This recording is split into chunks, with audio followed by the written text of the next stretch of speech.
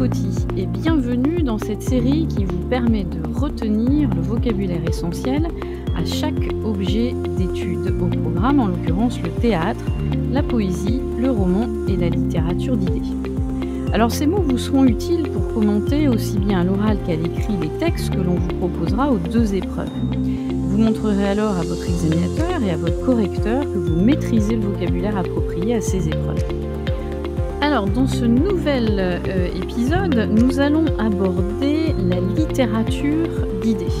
Et dans ce premier épisode, nous allons nous centrer sur, on va dire, le vocabulaire essentiel que vous devez connaître lorsque vous allez aborder justement un texte qui va tourner autour de la littérature d'idées. Et donc, plus communément, quand on parle de littérature d'idées, on va parler bien sûr de textes argumentatifs.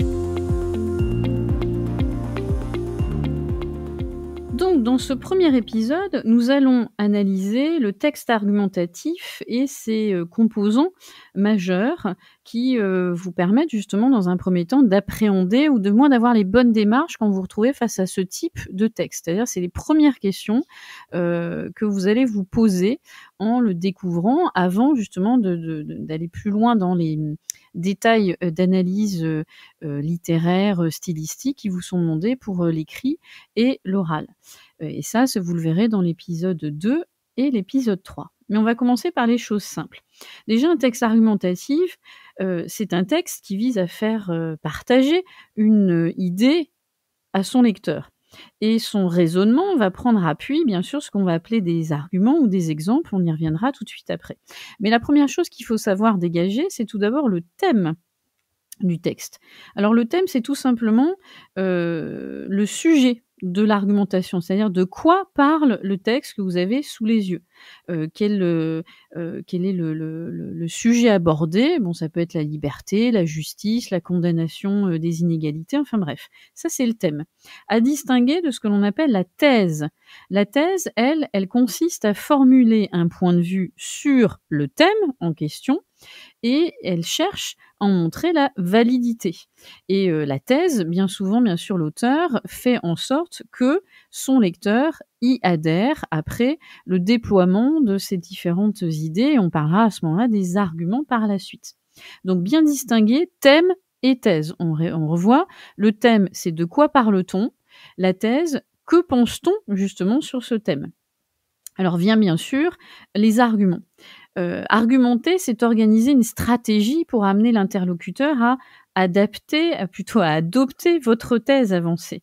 Et donc l'argument constitue une preuve pour démontrer la validité, la pertinence de la thèse qui est défendue. Et donc bien sûr, ce qu'on va vous demander de faire à l'oral et à l'écrit, c'est de percevoir les différents types d'arguments sur lesquels s'appuie l'auteur pour défendre sa thèse.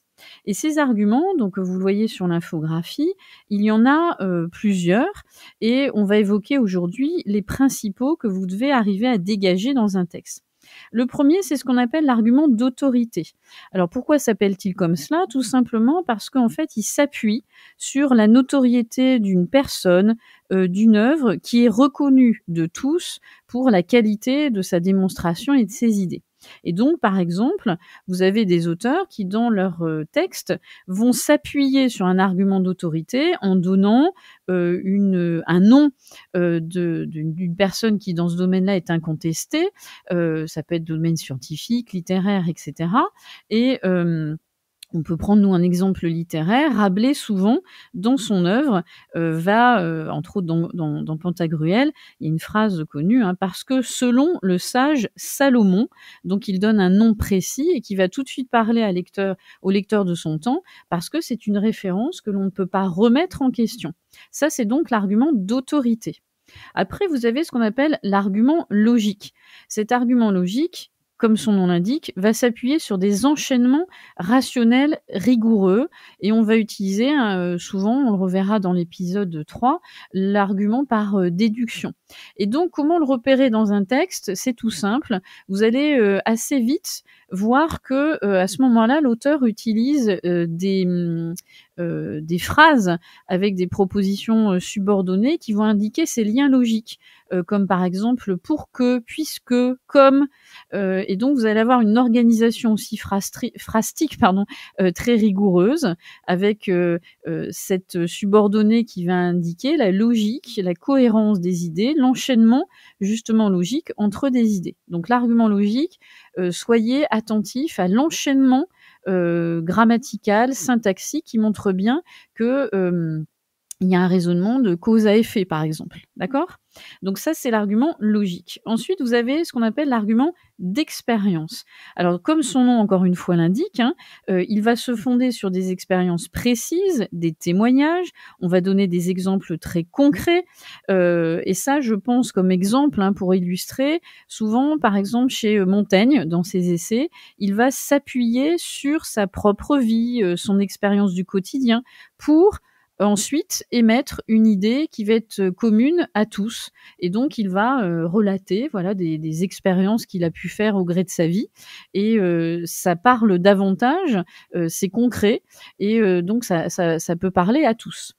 Et puis l'argument ad hominem, alors un terme latin, ad hominem, vers, contre l'homme, littéralement, c'est un argument qui consiste à attaquer l'intégrité de l'auteur dans, de la thèse adverse pour le discréditer justement et donc retenez tout simplement l'argument ad hominem, c'est un argument qui a pour but de disqualifier l'adversaire.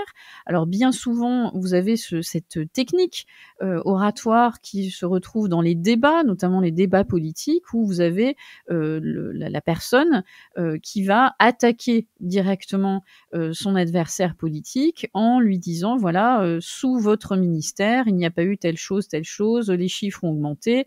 Donc on attaque directement la personne, on le discrédite aussi sur les actions qu'il a pu mener pour montrer justement qu'il est en défaut. Alors, si on reste, nous, dans le domaine de la littérature, bien souvent, vous avez eu les adversaires de Jean-Jacques Rousseau, grand philosophe du XVIIIe siècle, qui, pour le discréditer, dans ses, écrits, et je pense à l'écrit Émile ou de l'éducation, où il expose sa vision de l'éducation, la relation qu'on doit avoir avec les enfants et tout, ses adversaires lui ont reproché d'avoir abandonné ses enfants et donc en quoi peut-il avoir des grandes théories sur l'éducation quand on sait qu'il a abandonné ses enfants? Et le discrédit a été bien sûr sur sa personne et non pas sur ses thèses. Donc vous attaquez vraiment la personne en tant que telle pour aussi l'affaiblir dans sa démonstration. Donc voilà les arguments majeurs que vous pouvez croiser dans un texte argumentatif ou dit de littérature d'idées. Et puis on va terminer cet épisode par évoquer l'exemple qui fait partie justement des composants du texte argumentatif. Alors l'exemple lui permet tout simplement d'appuyer, d'éclairer ou de préciser justement l'argument. Vous allez avoir des exemples qu'on va appeler illustratifs. Ils vont éclairer les arguments, donner un aspect très concret. Et leur but, c'est de soutenir le raisonnement tout en faisant une pause dans l'enchaînement des idées. Ça permet de visualiser, de concrétiser et donc de faire en sorte que le lecteur va être définitivement convaincu de la démonstration.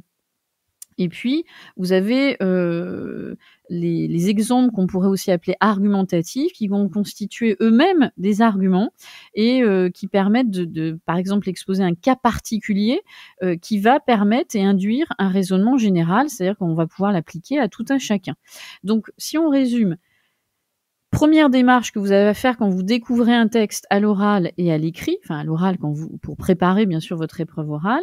Première démarche et réflexe que vous devez avoir. Je dégage le thème, de quoi ça parle. Je dégage la thèse de l'auteur. Qu'est-ce qu'il pense de ce thème? Qu'est-ce qu'il défend? Je repère les variétés d'arguments possibles et je vois si effectivement ces arguments sont accompagnés d'exemples pour asseoir justement la thèse et le point de vue de l'auteur. Voilà les premières démarches que vous devez avoir face au texte argumentatif. Et n'oubliez pas donc d'écouter les épisodes 2 et 3 qui vont compléter justement cette démarche afin que vous soyez prêts à analyser, encore une fois, aussi bien à l'oral qu'à l'écrit. Et puis d'ici là, je vous dis donc à très vite sur Clapotis pour la suite de ce volet autour de la littérature d'idées. Et puis n'hésitez pas à parcourir les autres épisodes de toutes les autres séries de Clapotis.